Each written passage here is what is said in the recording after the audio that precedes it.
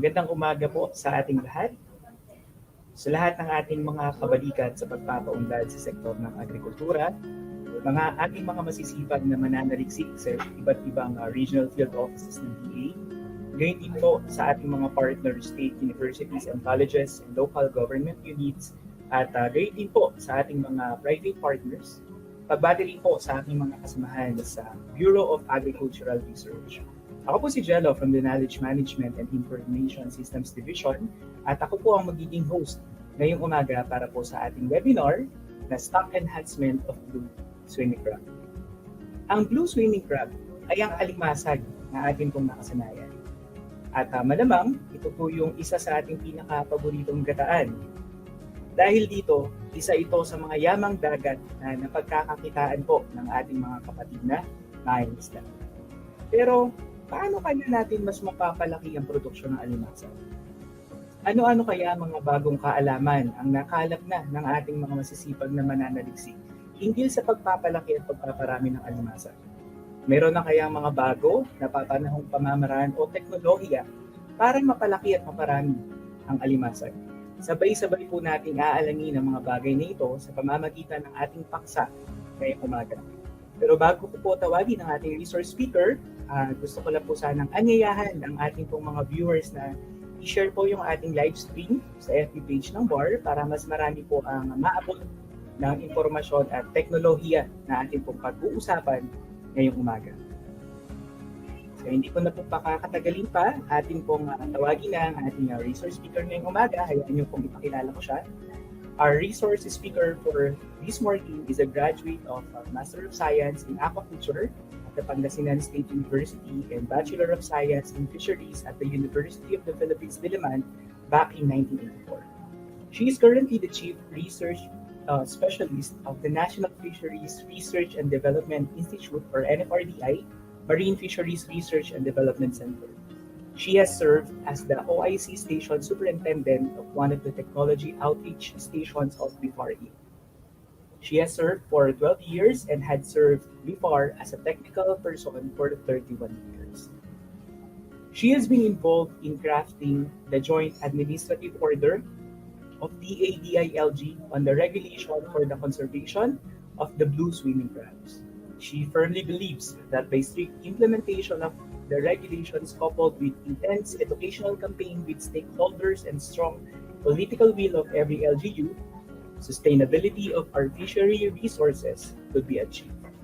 Ladies and gentlemen, sabay-sabay po nating i-welcome. Pwede po nating i-hit yung ating reaction din sa live stream. Pwede pong heart, pwede pong applause. Let's all welcome our resource speaker for this morning, Ma'am Nanita Kaba-Kaba. Good morning, ma'am.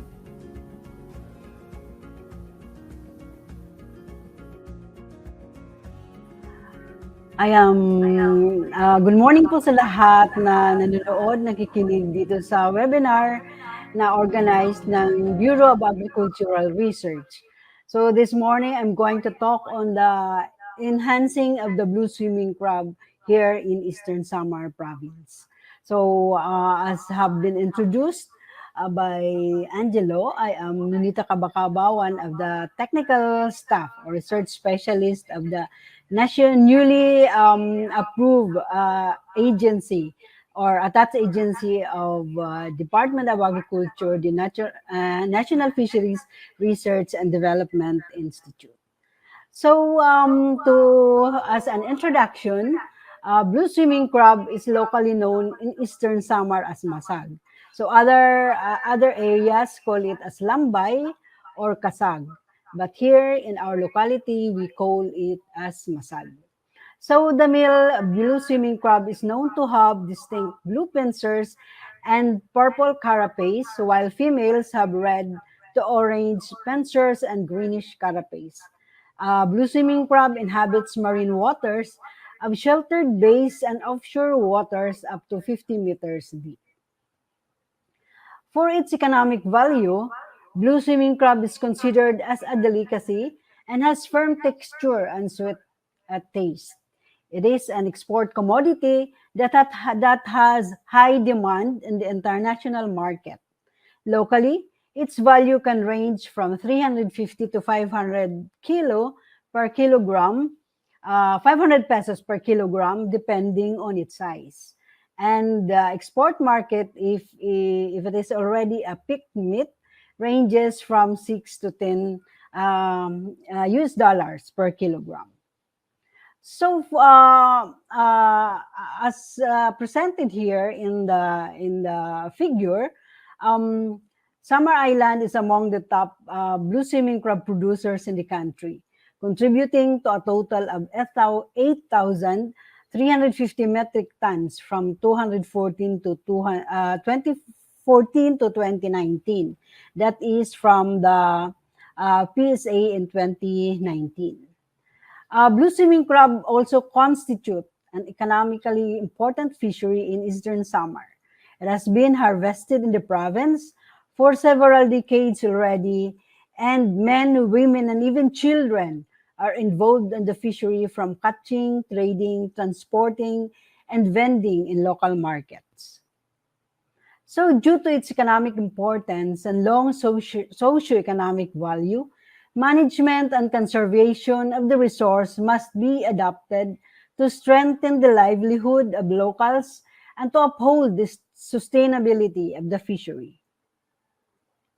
So the Bureau of Fisheries and Aquatic Resources Regional Office 8 and NFRDI have started with the stock enhancement activities for the blue swimming crab. Of course, the enhancement or reseeding start with the hatchery operations, which started with the tank preparation, disinfection, cleaning of the tanks, and preparing the aeration lines.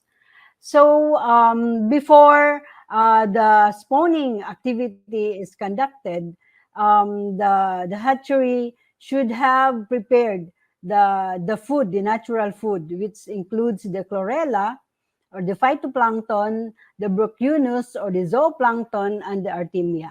So the brachyunus is the one feed to the zoea, early stage zoea, and in order that the brachyunus should live, it should be fed with chlorella or the phytoplankton or microalgae. And then for the last stage of zoea, zoeal stage, artemia or brine shrimp are prepared. And then for the hatchery operation or the spawning activity, what is good for the blue swimming crab is that they have year-round supply for the buried crab. So sa hatchery, walang problema maghanap ng buried crab na gagamitin for spawning.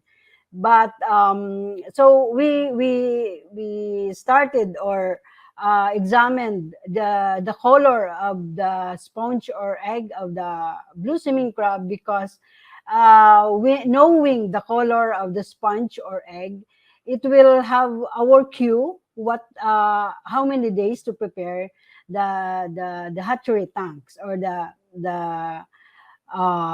materials to be prepared. So if the sponge or egg of the blue swimming crab or breeders are on its orange color, that means they still have 5 to 6 days to spawn. When it is dark brown, 2 to 3 days to spawn. And if we were able to get black or blackish crab with egg, which are already in the black or black color, that means it is only 1 day to let them spawn. The brood stock, when brought to the hatchery, should be disinfected. So what we do is we disinfect them with 150 ppm 150 ppm na formalin para ma-disinfect, matanggal yung mga sa mga impurities sa sponge or egg. So after disinfecting it, we place them at the spawning tank until the hatch. The hatching time is like from 2 a.m. to 5 a.m. Yun yung hatching time nila. And then we count the zoya and place them in the tanks. And then from there on, we feed them with the rotifers that are pre-prepared or pre-cultured prior to the spawning activities. So yes, when the soy are already in the tanks, we fed them with rotifers, and then during when it is already at the Zoya 3 stage on the 6th day, we already fed them with Artemia until they reach the Megalopa stage. So this is the larval stage of the blue swimming crab from Zoya, and then that's 2 days to the different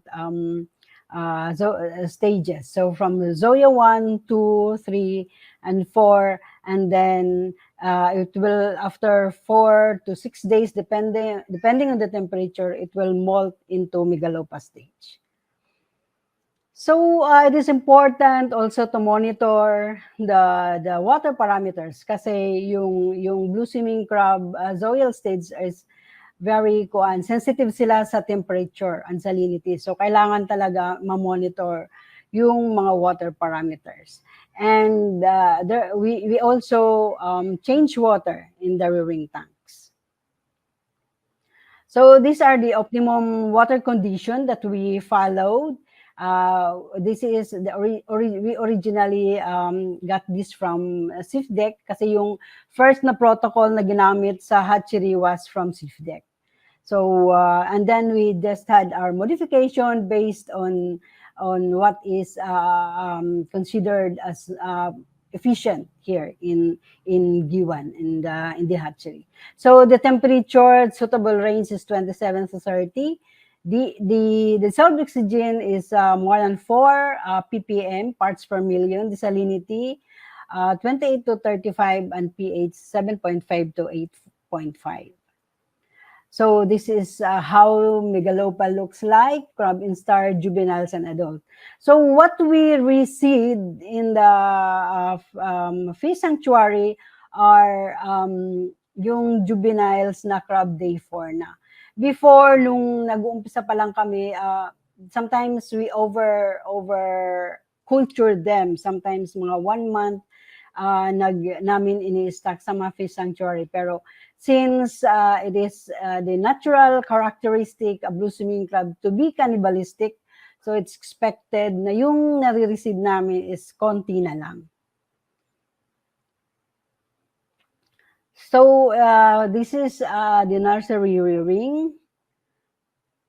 This is how the crab that are reseeded to the fish sanctuary looks like.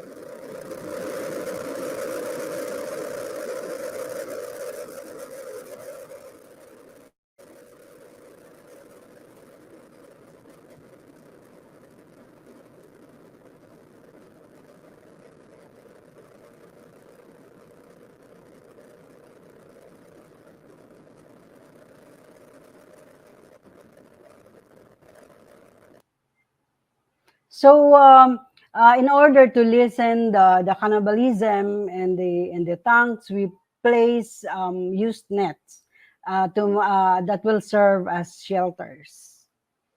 So when they are already in the crab stage, we feed them with mint fish or shell meat until they reach the size when they are ready to be reseeded to the fish sanctuaries. So this is how we harvest our crabs. We first set the harvesting pit and drain the tanks, and then collect the crablets. So of course, we counted the crablets to determine how many we are going to reseed and pack them ready for going to the reseeding sites. So the crablets are packed in bags with shelter and oxygen. The shelter we used are yung kinat na binets or sometimes mga seagrasses. So that's the release of the crablets. So since it's the establishment of the Blue Swimming Crab Hatchery in 2019, we had a continuous conduct of the larval rearing in the hatchery. And of course, yung mga napuproduce, we receive them to the different fish sanctuaries around Giwan and the neighboring towns. So since 2009, we only had like 265,257 crablets. Makikita nyo na talagang konti dahil from the start, we are still we continue with the research on how to increase the survival rate, knowing that the crablets are really cannibalistic in nature, and the more that we let them, the more na matagal sila sa tanks, the more na nagiging low yung survival rate nila. Dahil yun nga, nagkakaroon ng cannibalism. So these are just pictures of the stock enhancement activities done. This is the first reseeding done in 2011. This was attended by the members of the Philippine Association of Crab Processors Incorporated, which is the PACP. That the PACP is that corporation or the association is the one in charge in like blue swimming crab kasi ini-export yan. So in order that our blue crab can be accepted worldwide, may mga evaluation or ina-audit tayo ng foreign auditing firm kung talaga yung blue swimming crab natin or yung blue swimming crab na pinapadala sa ibang bansa ay dapat tangkilikin. There are a lot of requirements. Like for example, question ano ba yung mga sustainability activities natin? Mayroon bang yung involvement ng LGU, ng stakeholders? Ano ba yung ginagawa para maging sustainable yung blue swimming crab natin dito sa Philippines. So there are a lot of activities that should be complied para yung ating blue swimming crab ay maging acceptable sa labas. So hindi lang yung export tayo, there are requirements para magkaroon ng exportation. So other stock enhancement areas are in Monbon Reef in Lawaan, in the fish sanctuary in Kinapundan, Panaloy Tuyon Fish Sanctuary, and in 2020 to 2021, nagkaroon kami ng chance na magkaroon ng fund from BAR, from the Bureau of Agricultural Research, dito din sa stock enhancement. And luckily, dahil at that time, yung hatchery was on the stage of repair, so hindi namin na-complete yung supposedly na target for stock enhancement production. So on that project also, we invited some fisher folk to attend some seminars on stock enhancement. Also, we give them some conservation tips. We lectured on the JOUD, Joint Administrative Order, in on how to conserve our blue swimming crab, and also we let them tour in the hatchery para magkaroon sila ng appreciation ano yung ginagawa before, yung hirap ng ginagawa, na kailangan natin talagang magtulungan para ma-conserve at ma-sustain yung production in the wild. Also, eto na nga yung sa stock enhancement na sinasabi ko kanina na funded by BAR. So yung na-release namin for the two reefs is like we were able to release 96,234 crab juveniles na day 5. Actually, yung sa PACPI also, yung Philippine Association of Crab Processors Incorporated, they are already based in Region 7, Cebu and Bantayan, and they also have a collaboration with BIFAR 7, and stock enhancement activities are also done in that area. So this is one also of the stock enhancement activity done in Bukabu Creek, Ildenay Creek, and yes, that's how this is the how we release the crabs.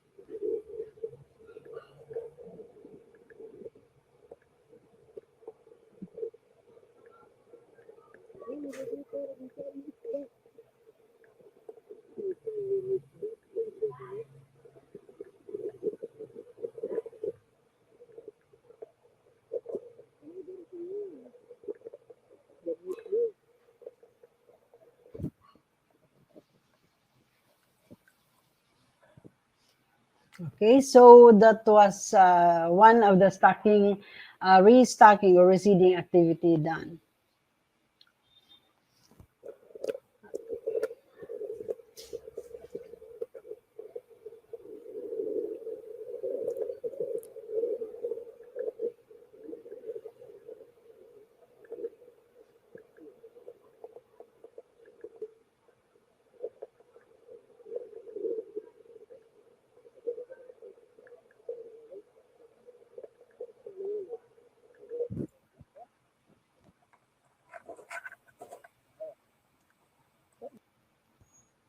Okay, so another activity was the distribution of the crab line in our holding cages.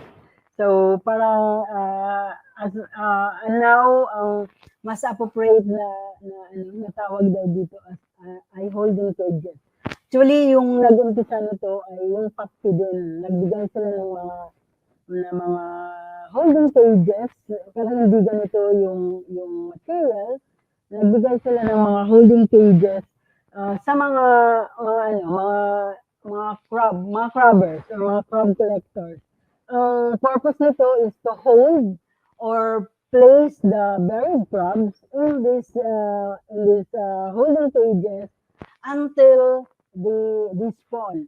So yung mga crabbers or yung mga fisher folk, alam nila kung when to harvest or when to market the crabs. Like for example, makahuli sila or kasi ang ano ng mga fisher folk, like kung mahuli nila ng may egg, hindi na nila ibabalik sa dagat dahil ang intuition is baka iba pa yung makahuli. So why not ako na lang. So yung gobyerno or yung ibang agency is ng ganitong project para kung may nahuli man sila na crab with egg, ilalagay lang muna dito sa holding cages before i-market. And good to know that yung mga members ng Philippine Association of Crab Processors ay strict to din. Yung hindi nila binibili yung mga crabs with egg. Until after na magkaroon ng ano, until after mag-spawn na talaga or wala na talaga yung egg. So, it is observed or it is done even until now sa namimili ng crabs dito sa B1. Nung una, ang crabs dito sa B1, binibili sila yung isa-frozen lang or ibebenta dun sa processing plant tapos iluluto. But now, binibili na may ano dito, may mga live na binibili sa Blue Swimming Club tapos pinapadala nila sa Manila, pinapatulog lang, and then it reach Manila na buhay siya. So, but of course, may certain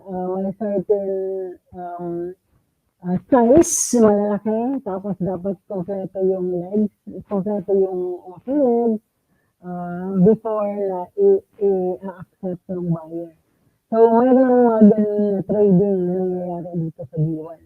So, of course, mahal yung napapamahal yung pagbili ng gusto nito. Kung compared noon, nabibili mo lang siya ng 50 to 100 per kilo, pero ngayon, sometimes it will reach up to 450 per kilo. So, ganun kamahal na ang Blue Swimming Club.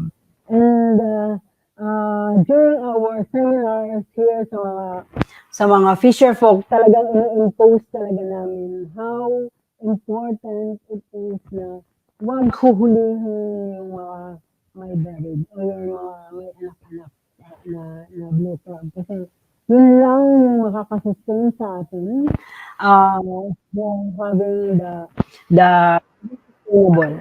So, yun yung dapat inaano namin sa mga fisher. As of now, NFRDI is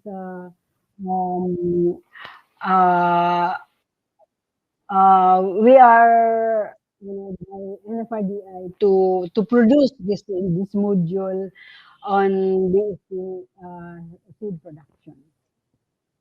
So I think that's all. Thank you for listening to this webinar series organized by BAR, and I hope everybody was able to get something from this lecture or discussion. Thank you so much. Thank you so much, Ma'am Nonita. Sa ating pong mga viewers, especially sa FB po, sa live stream po natin, pakihit naman po yung ating reaction.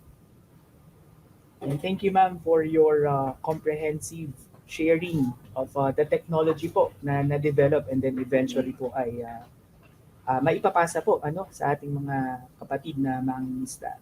But before we proceed po, batiin naman po natin yung ating mga participants coming from different places all around the country. So sabi po ni Miss Talaron, good morning po from Mindanao State University, Maguindanao. Good morning din po. Alright, from Sir David Cosmiano, good morning sa lahat from BFAR 8 sa G1 Marine Fisheries Development Center. Good morning po sa inyo dyan. Also, we received a good morning greeting from Sir Meljon Valdenor from Balangiga, Eastern Samar. Magandang umaga po sa inyo dyan. And from NFRDI, ARDD, Ms. Verlene Mersene. Good morning. Yan, sa lahat po ng ating mga viewers, even participants po nakasama natin dito sa StreamYard, marami pong salamat sa inyo pong pag-participate sa ating webinar ngayong umaga. So before we proceed to the Q&A, ayan, so yung shinare po ni Ma'am Nonita na technology po, tsaka yung intervention po na ginawa nila, ay totoo pong nagbunga. Okay? Bilang katunayan po, I will be playing a video of a fisher folk farmer na partner rather na nakinabang po doon sa technology na na-generate ng nila Ma'am Nanita together with her. So we'll be playing the video po.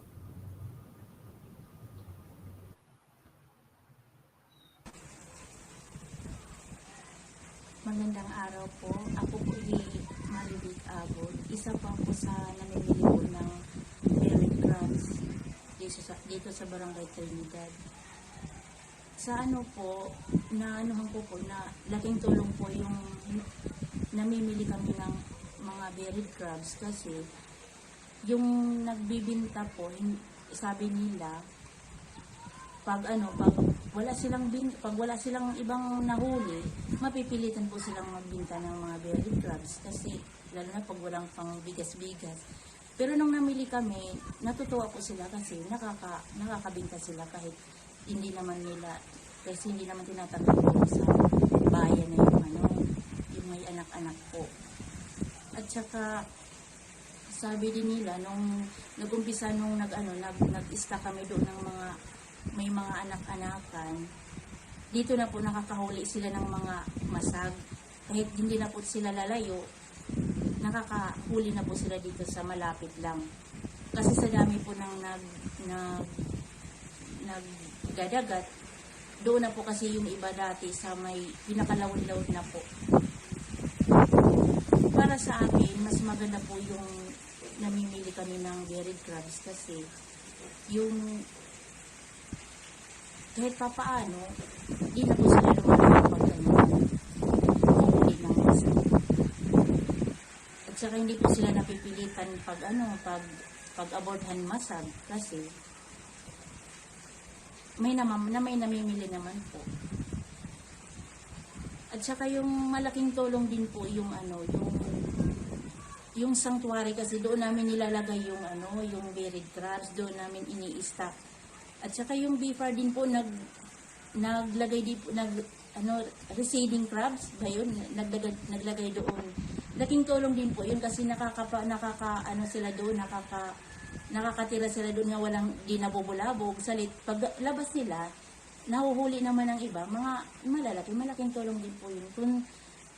Yun na nga po sana kung mayroon pa po sanang nagpasalamat din po kami sa DEG1 po na po sila nung mamimili po ng mga berry crabs. Sa ngayon kasi po wala na po kaming budget kasi unti-unti pong nauubos kasi hindi naman po yun nagagana kasi yung masag pag pinanmili namin, lalo na po pag ngayon mahal yung pamili namin tapos pagbinta namin nagkakataon na bumaba yung presyo, wala po kami magagawa. Bibili kami ng bibili dito kung anong presyo sa bayan sinusunod namin. Malaking tulong din po yung sana mayroon pa pong ibang magbigay para makapamili kami dito ng mga berry crabs para hindi po maubos. Kasi ito lang po yung hanap buhay namin dito sa Barangay Trinidad. Malaking tulong po yung masag. Yun ang hinihingap namin nga sana hindi po mauubos. Hindi po nahuhuli yung pag nahuli naman yung mga berry crabs, at least maipapanganak muna. Yun lang po. Ayan. Ako, napangiti si Ma'am Nanita. Ma'am Nanita, can you tell us more about ito pong beneficiary natin? Kung ano in particular yung naging benepisyo sa kanya for the sake po ng mga hindi nakapag-umpisa po ng ating presentation.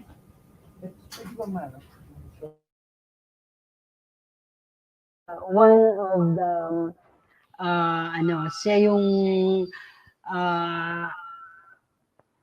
member siya ng organisasyon ng mga mangingisda sa barangay na yan. Actually na trigger sila or na empower or na sila na gumawa ng ganyang activity after mayroon kasi isang event na pinasama ko sila doon sa Iloilo, doon sa Blossoming Management. Ay, hello ma'am, sorry to interrupt. Ma'am, paangat po unti ng microphone please po ng earphones natin. Okay. Ayan. Try po natin. Yes. Ayan po. Yes. Yun si Marivic kasi, I know, parang isa siya sa sumama sa isang event sa Iloilo tungkol doon sa stakeholders forum in crafting the Blue Swimming Crab Management Plan. So nagulat na lang ako pag balik nila dito sa Giwan, doon na sila nag-umpisa, parang naano siguro sila na na enhance yung ano nila, yung sustainability na talagang i-sustain or i-conserve yung blue swimming crab. So pagbalik nila from Iloilo, yun na yung time na nabalitaan ko na lang na namimili na pala sila ng mga buried crabs na siyempre talagang kung wala kayong budget, talagang mahihirapan dahil siyempre pag bili mo ng blue swimming crab, ito yung weight. Ang binibili nila is yung weight, andun pa yung egg. And then ibebenta nila yon na nakapag-spawn na. So naturally lesser na yung weight. So talagang lugi kung sa malulugi talaga. But they had continue with the activity knowing na malaki naman ang maitutulong in the future for sustainability and conservation. So yung grupo talaga nila ang ng activity na yan. So active yan sila, nagre-record. Even until now, nagre-record sila kung sino yung nakakahuli ng buried crab. Kasi sa based on conservation or management sa blue swimming crab, talagang it's better na i-conserve or hindi i-allow yung panghuhuli ng may sponge or may anak-anak before na ibenta sa market. Aside from the regulation of the size or size limits, kailangan talaga i-enforce na hindi talaga makalabas yung sa market yung may buried or may mga eggs. Dahil before, nung wala pa ito, talagang nakakalungkot dahil ang ginagawa ng mga fisher folk, tinatanggal yung egg, which is economic loss sa atin dahil imbis na mabuhay pa, maipanganak, nawawala na mamamatay lang yung egg dahil itatapon mo lang yun. So nagkaroon ng program or programa na ganito ang BFAR, especially yung Fish Coral Project before, na sila yung talaga na mamigay ng mga holding cages. So yun yung pinagpatuloy although yung nag-umpisa nito, yung PACP, pinagpatuloy din ng BFAR ang activity na to. Which is very promising and very appreciative kami sa mga crab collectors na gumagawa ng ganitong activity. Yes. Ayan, thank you so much, ma'am. Ang kagandahan po, nakita ko habang pinapakinggan ko po yung sinasabi ninyo kanina, ay maliban dun sa napaparami natin yung stock o yung bilang kumbaga ng mga blue swimming crab na maaani ng ating mga mangingisda, nakakatulong tayo na natutulungan natin yung kabuhayan ng mga katulad nga po na nag-share ng testimonial kanina. At maliban pa doon, naiiwasan po natin yung pagkasayang, di ba? Kasi nga naman, kung ibebenta nga lang diretso sa market yung crab na may mga larva na pwede naman palang maibalik natin sa katubigan, eventually lumaki, masasayang lang, no? So yun po yung isa sa kagandahan ng ating pong POT or yung teknolohiya po na ating nagawa. So maraming salamat, ma'am. So we already have a few questions po dito sa ating StreamYard. I hope okay ka na pong mag-address or sumagot na ating mga tanong, ma'am. Okay po? Yes po. Okay po, so unang tanong po natin coming from Sir Liwanag. Meron po ba tayong available na Philippine National Standard para sa organic blue swimming crab production? Kung wala pa, ay meron ba tayong available na organic raising protocols or procedures sa pag-aalaga ng blue swimming crab? So far, parang wala pa tayo yung organic na sinasabi ni Sir about na sa pag-aalaga ng blue swimming crab. Actually, yung protocols pa lang is yung sa hatchery. Pero dahil nga napakalaki ng gastos to have a hatchery for the Blue Swimming Club dahil kung gagawa ka ng hatchery is you will have to culture three food, like yung sinabi ko kanina na kailangan mo mag-alutaga ng tank for the rotifer, for the phytoplankton, and for the artemia. Dahil nga yung microalgae, yung mga green algae, yun yung pagkain ng rotifer na i-feed mo sa early stage ng soya, and then yung artemia din, yung brine shrimp, i-feed mo sa late stage. So far, yun lang yung mayroon tayong protocols. In fact, we were trying also to have the nursery or the grow out in pens and cages, but unfortunately siguro magiging successful if we have marine ponds, dahil sa ibang bansa like sa China marami silang marine ponds and they are really successful in the grow out culture of blue swimming crab. Siguro dito sa Philippines we just have to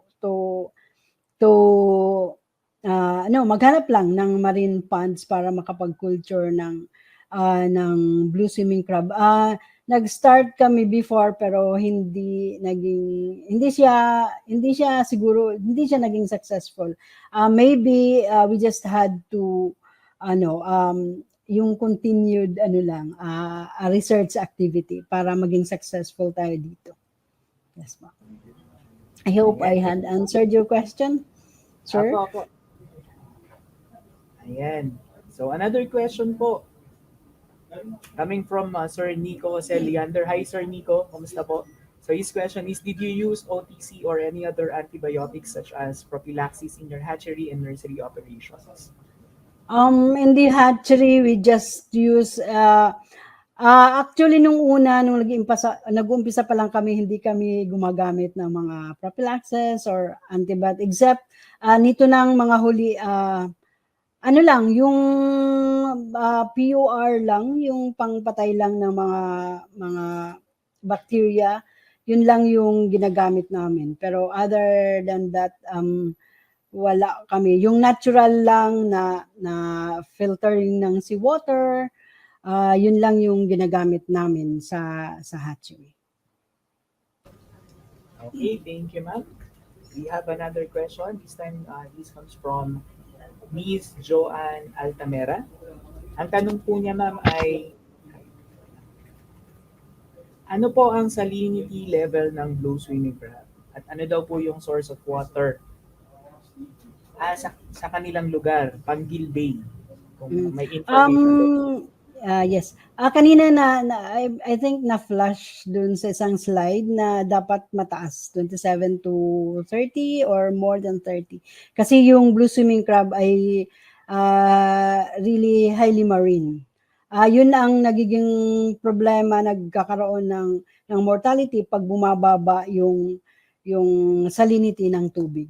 So Panggil Bay, sometimes may Panggil Bay, I think, yes, as long as ma-meet lang yung range, okay lang naman po. May mga bay naman po na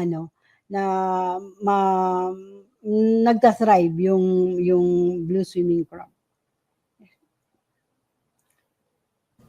Ayan, thank you, ma'am. Another question. Kaya pa naman, ma'am, mukhang Yes, very po. interesting Okay po ang ating mga tagapakinig or viewers po. Dami po tayong tanong. Another question po is from Miss Abigail Lorenzo.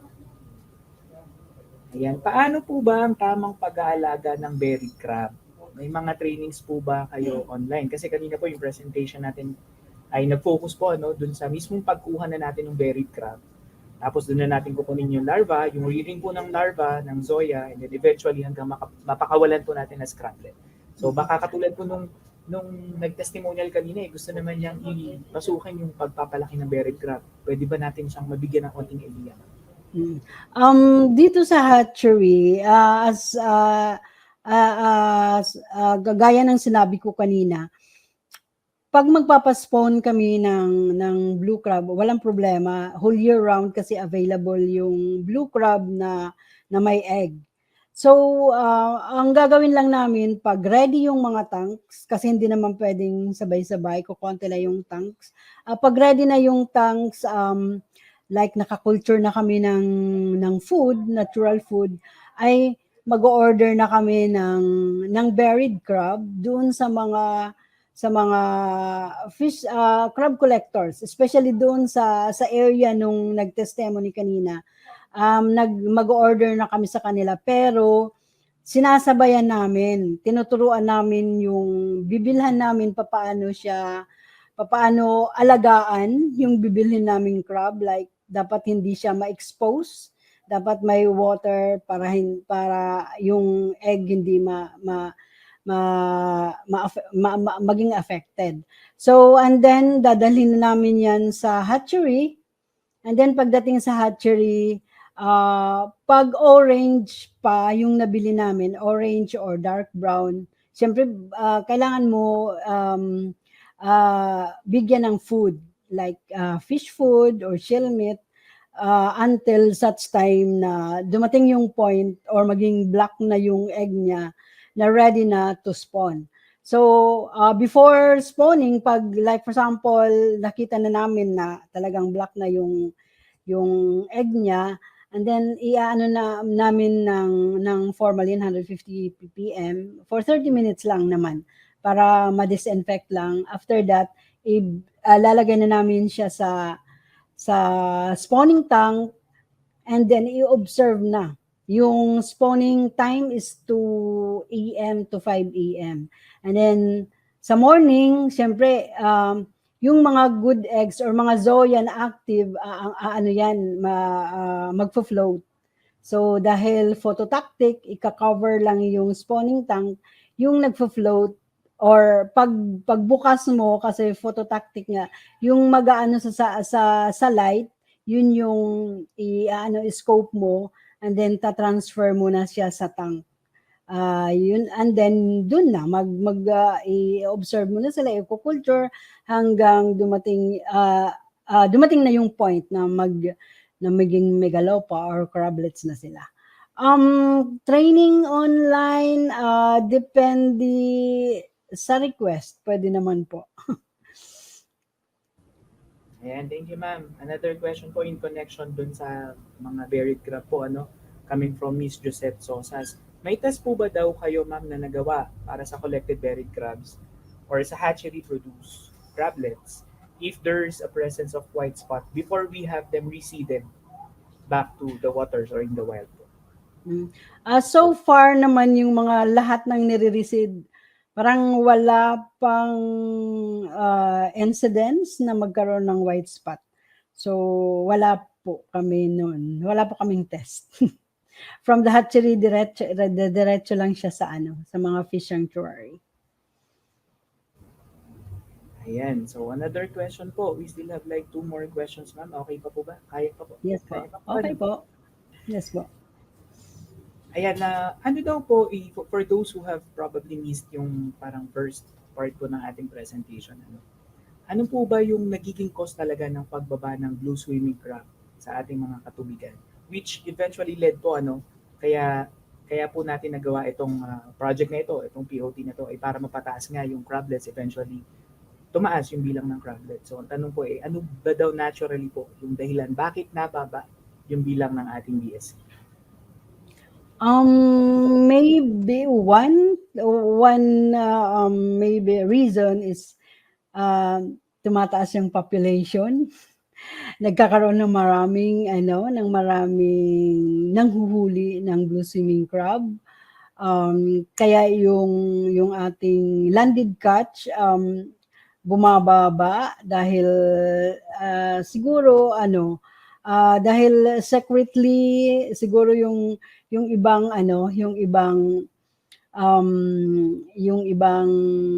fishermen hindi nagsasabi ng totoo. Minsan makakahuli sila lang ng crabs with sponge or egg, hindi talagang totoong inaano nila, pinapakawalan or pinapa-spawn muna.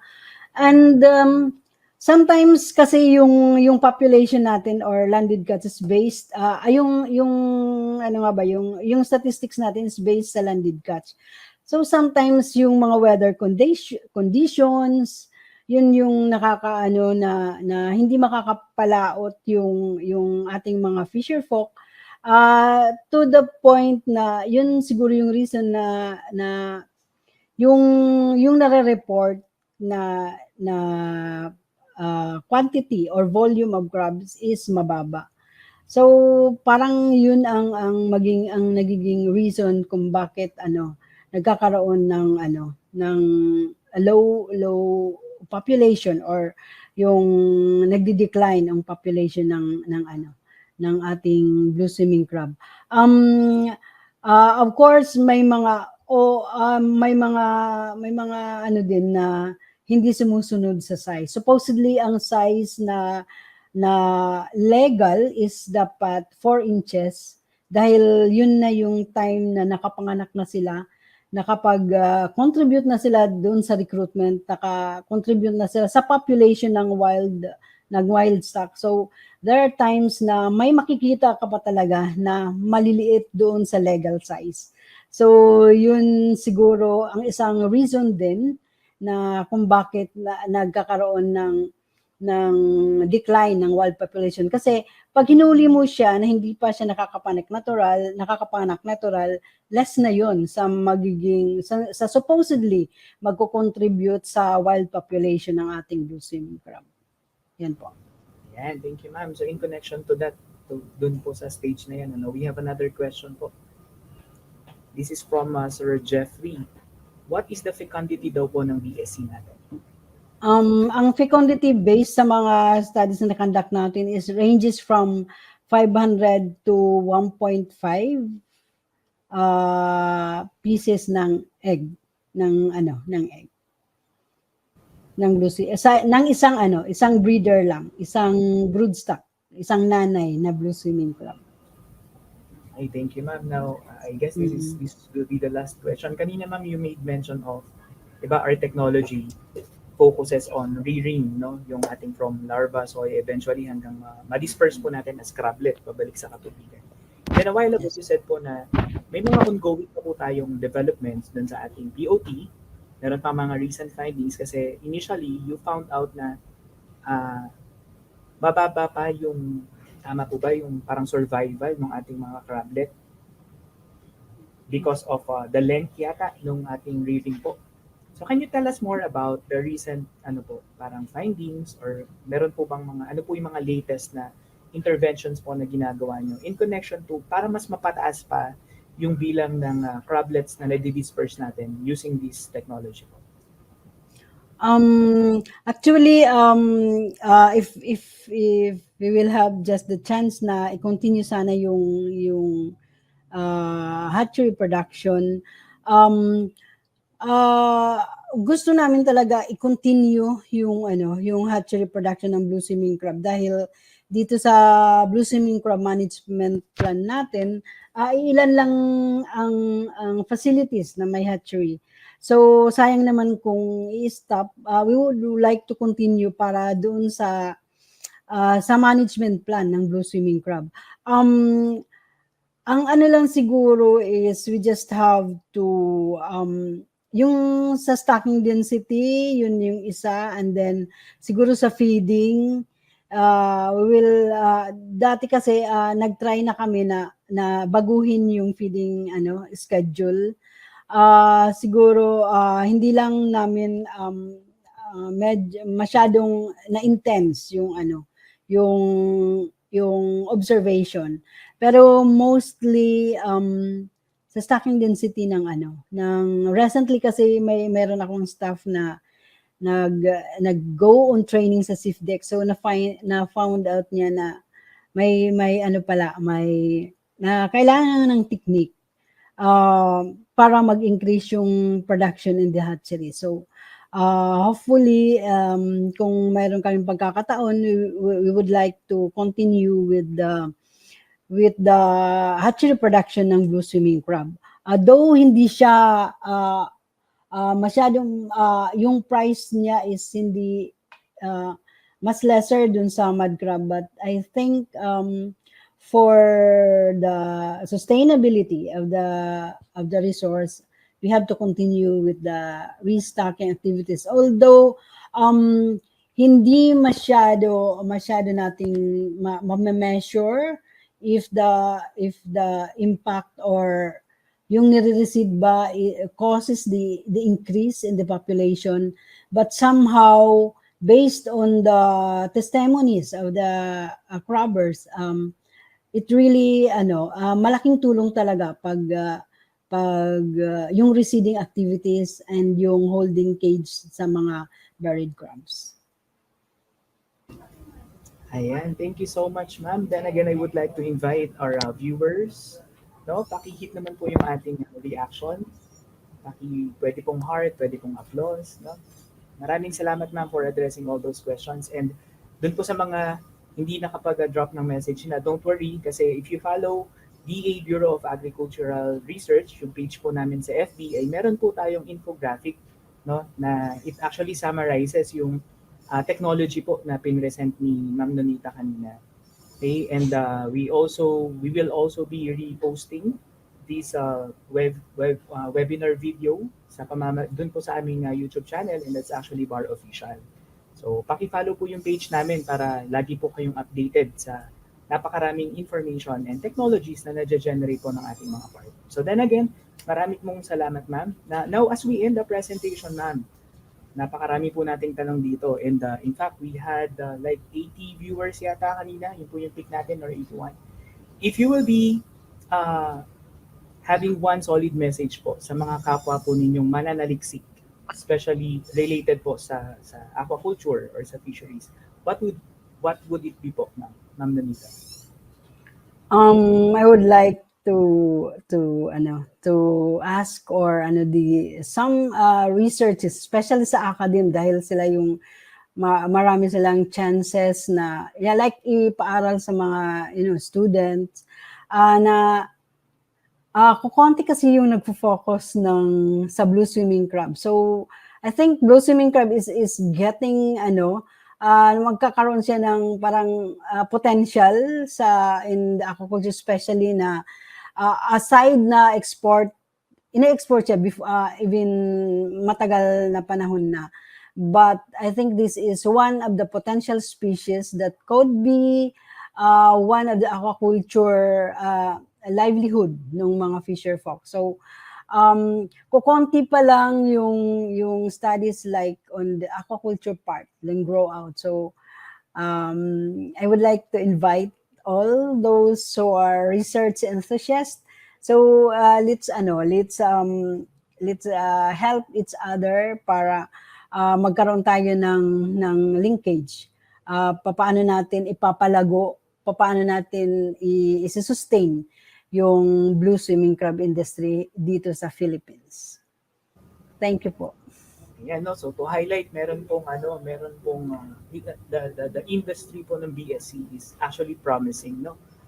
Kaya po sa lahat po ng researchers natin, one good thing po sa ating webinar, dito po tayo nagtatagpo-tagpo, So when a researcher communicates his or her findings, pwede natin i-grow, one thing to consider. Now, ano naman po ang inyong magiging mensahe, ma'am, sa atin pong mga kapatid na mangingisda, particularly siguro yung nasa ganitong industriya po?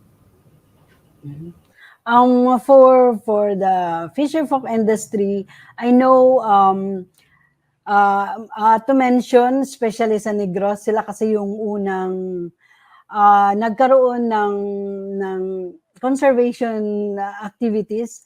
I would like to commend them na talagang tinutulungan nila yung environment para magkaroon ng sustainability, especially doon sa lying in or holding cages. And para sa mga mangingisda din na tumutulong sa amin they abide talaga kung ano yung sinasabi sa batas, and talagang I appreciate those na nakikita ko kasi dun sa pag minsan pumupunta ako sa live buyers na talagang yung mga fisher folk dinadala nila yung mga buried crabs with egg at nilalagay nila doon sa nilalagay talaga nila doon sa holding cages para mapanganak. Hindi talaga nila pinipilit na ibenta or kunin yung egg para a quick access sa magbenta, quick access sa bintahan or ang ginagawa nila, sige bahala na kung ilan man yung dyan muna siya, ipapa-hatch muna siya. And ang nakakatuwa is mayroon silang mga tag per crab na dyan lang muna siya. And then the following day or 2 days from now, titingnan ulit nila kung nakapanganak na. And that's the time na na ibebenta na. So appreciate ko and thankful ako doon sa mga fisher folk na ganyan na talagang naintindihan na nila ngayon yung sinasabi natin na hindi lahat hindi lahat ng 'di ba sinasabi ng mga fisher folk, malaki pa yung dagat, marami pa yung nanganganak, hindi yan mauubos. Hindi na totoo yun ngayon. And naintindihan na nila yun ngayon dahil nga nasasabi ko naintindihan nila dahil they abide, na-appreciate nila yung ginagawa. Based din siguro yan sa experience nila. And the political will, especially sa mga barangay officials na talagang tumutulong sa environmental protection. So yun, thank you. Ayan, thank you so much, ma'am. In fact, we have outpouring commendations, greetings, and appreciation po sa ating po mga viewers. So that in fact proves po na marami po silang nakuha or natutunan sa ating pong webinar ngayong umaga. And just to highlight lang po, very strong po si Ma'am Nonita sa kanyang advocacy na kailangan sundin po natin yung mga regulations po. Dahil ito mga regulations na ito ay backed din naman or back up rin naman or nagawa na craft sa pamamagitan din po ng mga findings, results ng mga researches na pinaghihirapan po ng ating mga researchers. So wag po tayong matakot, hindi po kayo nag-iisa sa laban. So you have the researchers, you have different institutions to really help yung kayo po, mga mahal naming magsasaka at mangingisda. So then again, maraming salamat. Congratulations, Ma'am Nonita. And of course, the DA Bureau of Agricultural Research would also like to express our appreciation po sa inyo pong pagtulong.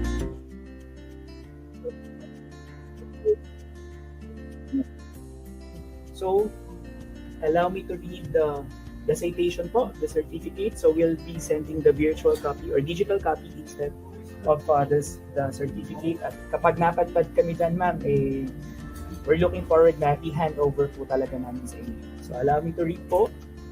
The DA Bureau of Agricultural Research awards this certificate of appreciation to Ms. Nonita S. Cabacaba for sharing her invaluable knowledge and skills during the seminar titled Enhanced Blue Swimming Crab Stocks in Eastern Samar, held today, 20th of July 2023 via StreamYard, given today, 20th of July 2023 in Diliman, Quezon City, signed by our Director, Dr. Jonel B. Soriano. So this is the certificate, ma'am. So hopefully ay mapadpad po kami dyan to give the physical copy of the certificate. And before we formally end, I would like to invite lahat po ng ating participants sa StreamYard and yung ating po mga viewers din, you can see there in the comment section, paki-fill outan po yung form para makareceive po kayo ng certificate of attendance. And magagamit din po namin yan to continually improve and grow this avenue that we have. So muli po, maraming salamat, Ma'am Nonita S. Cabacaba. Meron po ba kayong gustong pasalamatan, ma'am? Yes, thank you din sa management ng Bureau of Fisheries and Aquatic Resources 8 and sa NFRDI for continually supporting this endeavor para sa ating mga fisher folk. And also to BAR for funding sometimes sa stock enhancement activity. Thank you sa inyong lahat for that opportunity na magkaroon kami ng research on the stock enhancement sa Blue Swimming. And also to all LGUs, yung mga mayors na very active in supporting in the conservation of the blue swimming crab. Thank you so much for your efforts. And all the fisher folk na love nila yung blue swimming crab, kaya they appreciate in the sustainability and conserving the resources. Thank you so much for my research staff who helped me in the research activities na wherein nagkaroon tayo ng ganitong results. Thank you so much sa ating lahat. Okay, more towers, ma'am. And sa atin po mga viewers and participants, paki-follow po ang page ng BAR. That's PA Bureau of Agricultural Research para po sa maraming informasyon at mga babasahin at mga ganap po or kaganapan na pwede po natin kapulutan ng aral or informasyon. You can also follow our IG account, that's BAR Official, and we also have our YouTube channel, that's BAR Official as well. Okay, so maraming salamat po at patuloy po ninyong subaybayan kada buwan ang ating webinar na nagtatampok ng iba't ibang teknolohiya sa iba't ibang commodities o panalin or mga produkto na pwede po natin pagkakitaan. So maraming salamat po. Ma'am Nonita, thank you so much. Pagbati at pagpalain po. Lee, maraming salamat po.